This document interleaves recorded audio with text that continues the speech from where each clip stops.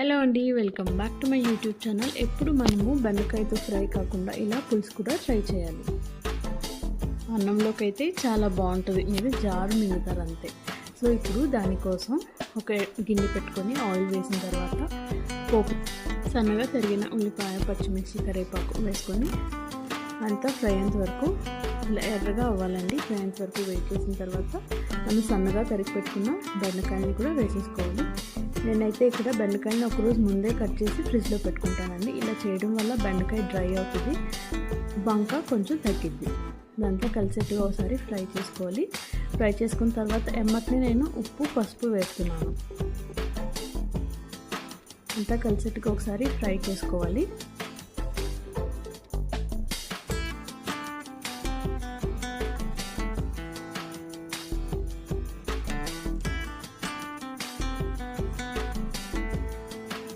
మూత పెట్టుకొని కొద్దిసేపు మగ్గనివ్వాలండి. ఇది మగ్గేలోపు ఒక చింతపండు తీసుకొని వాటర్ వేసి ఇలా నానబెట్టి ఉంచాలి. అడుగు అంటకుండా మెల్లిగా మిక్స్ చేస్తూ ఉండాలి.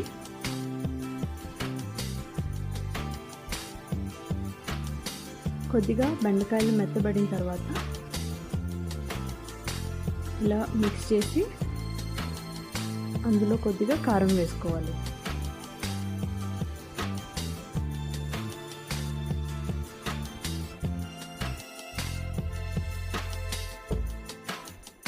నేనైతే ఇక్కడ 1.5 స్పూన్ కారం వేసానండి. మీరు బెండకాయని బట్టి చూసుకొని ఉప్పు, కారం తగినంత వేసుకోవాలి. అంతా కలిసేట్టుగా ఒకసారి ఫ్రై చేసుకొని మూత పెట్టి కొద్దిసేపు మగ్గనివ్వాలి. పచ్చివాసన పోయేంత వరకు ఫ్రై చేసుకున్న తర్వాత మనం ఇందాక నానబెట్టుకున్న చింతపండు రసాన్ని కూడా పిండుకోవాలి. కొద్దిగా వాటర్ కూడా వేసుకొని అంతా మిక్స్ చేసి ఒకసారి మూత పెట్టుకొని మగ్గనివ్వాలి.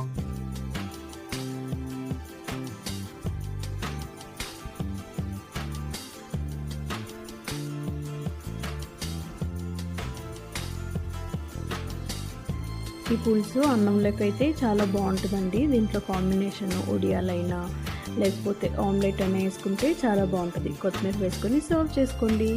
ఈ వీడియో కనుక నచ్చినట్టయితే తెలుసు కదా, please do like, share and subscribe. చలో బాయ్.